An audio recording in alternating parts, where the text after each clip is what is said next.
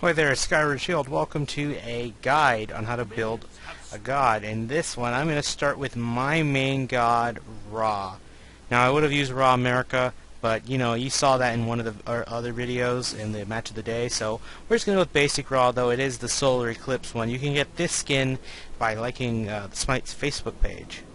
Anyway, we're going to level them up, and in the meanwhile, I will explain Ra's skills. Whereas first, his passive is, for each skill he uses, it gains a stack. It increases his movement speed by, I believe, 6%? Let's make sure. Oh, it doesn't actually... Yes, 6%. So, at best, you can stack this up to 3 times and get it up. And if you use another skill, the clock will restart. So, a good idea is to build low cooldown on Ra most of the time so you can keep this chain going. Because if you can keep this thing up, you might not even need boots. You can skip out on boots early game, though I only recommend this to those who know Ra and are confident they can avoid a lot of things, which it's easier said than done. Trust me on this. But anyway, so what we're doing now is we're going to build a support build Ra. Normally you see highly aggressive ones, and those are everywhere. So let's be a little bit different and go support. So for now, if you want, you can. If you're playing Conquest, let's say you're playing Conquest, but you want to be a support because you're the only healer, let's go Vampiric Shroud, and then we work on boots. And there's your start. Of course, if you want, you can get, I would say, 2 health pots and a mana pot if you're confident. If not, make it 3-2. So there you go. Next, you build purple shoes, shoes of the Magi, because this is you're not going to be building pen. Unlike other Raws, who usually go shoes of the Magi, then Chronos Pendant, then Obsidian Shard. You're not building Obsidian Shard early, so it is imperative you get some penetration early. Then I would suggest you build Chronos Pendant. However, I will say there is an alternative to this. If you know that if they have a very assassin or high physical attacks type of build or type of team comp, I would suggest Breastplate of Valor instead. Why? Because you need the physical protection and you're getting the cooldown. The only difference is you're only getting 300 mana instead of the MP5, which is an unfortunate sacrifice, but if you get something like Rod of Jehudi, if you can afford to build that, if you get ahead, then at least you're going to make up for something of it. But let's say things are going our way here. Okay, here's another situational item. If you're going to go support, I highly recommend you build Book of Thoth, because this is going to be probably your main way of attacking. Oh, wow, the game's actually getting mad at me for that. So that's embarrassing.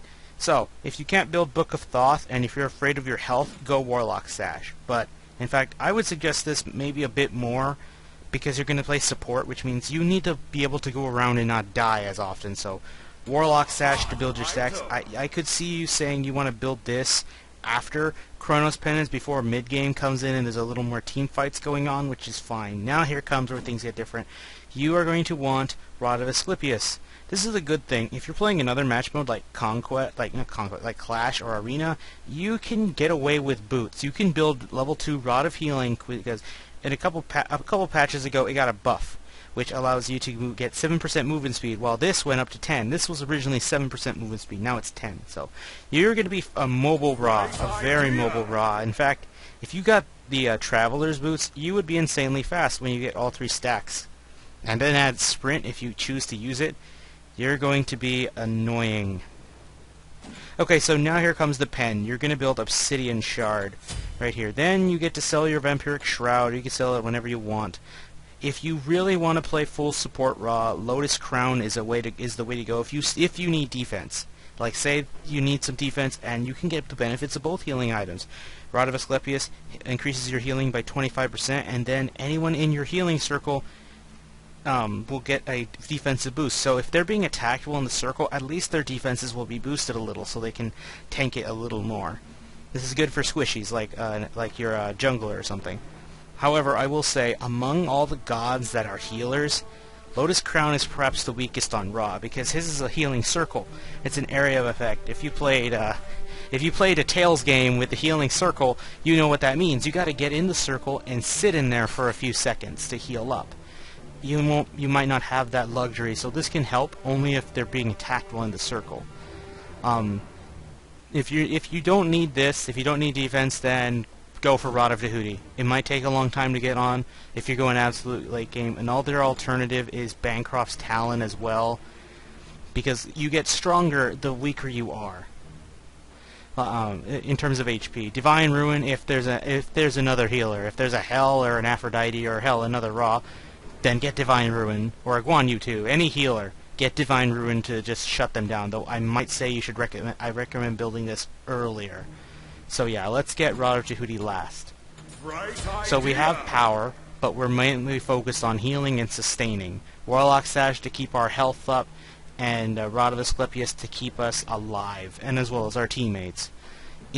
So for this one, I still say get Sanctuary, because you want to in case you get ganked, I would want to survive 2 more seconds so I can try to get under tower. For the second one, Purification maybe, but I would recommend Meditation since you're playing the healer role. I would say get this instead so you can keep not only yourself sustained, but as well as others. Now let's test out the build and see how it looks in terms of combat. Let's build some stacks. This won't be too long. I'm not going to build too many, so don't worry about that. If I have to build 100, I'll build it off screen. We're just going to get like 12 stacks and roll with that. This isn't. If I had max stacks, we could see just how much power it will be, but I don't think we'll have time for that. Or maybe I'll cut to it. So yeah. Anyway, so you build. Of course, you got to build your stacks early, in the early game. So that's why I say you might want to build the Warlock Sash. Though, if you feel you need cooldown, get cooldown. But if you rather wait and get and build your stacks, because Warlock Sash costs a penny. It costs a pretty penny. Now, that'll do. That'll be enough stacks. Let's get an idea of how much power we will be dishing. Let's try our blind. Or 2 is a blind. If they're looking at you when they do it, they get blinded. It is also slow. So what you could do, here's a good chain.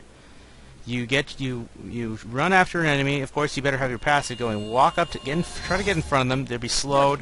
Drop your 1. They're going to be too slow to dodge it. Gem of Isolation is a good alternative as well if you want to slow, but I recommend that more on other mages like Poseidon, because it's whirlpool. There you get your 2, then you try your ult, which is one shot, 1 kill type of thing. It's not exactly a kill, but you saw how much damage it did. 1,140. If this thing hits, it will shred. The only problem is it is a 1 second charge, and if you miss, congrats, you wasted your ult. But if you hit, especially if it's through the wall, that's one thing to note. The 1 and the 4 from Ra can go through walls. So if you can guess where an enemy is and you get it right, all of a sudden you are the sniper. Ra is the original sniper in Smite. You've seen other gods that can get them snipes like Nox, Janus especially. It's really good. He's really good if he can get the shot in. Even if it doesn't kill, you're gonna know where they're at, and you can try to chase them, or someone might. At the very least. The other thing is, even if you hit a god and you know you won't kill him, hitting them with your ult will make them want to back. They typically will back because this thing's gonna take out a lot of their HP, especially if you got some pen. So even guardians will be a little afraid of your ult come the late game. So yeah, and your ult actually reduces itself in cooldown, so if you can't get a cooldown item, so be it, but then by all means try to get a mana buff if your solo laner will allow it. In fact, I think Ra's an underrated solo laner. So that's the ideal chain. If you can stun them with your 2 in the face, then drop your ult. If they're still alive, drop the 1 afterwards, and they should be dead. Unless you're fighting a guardian, they should be dead by all that. You dropped everything on them, and if absolute need be, you can drop your healing circle.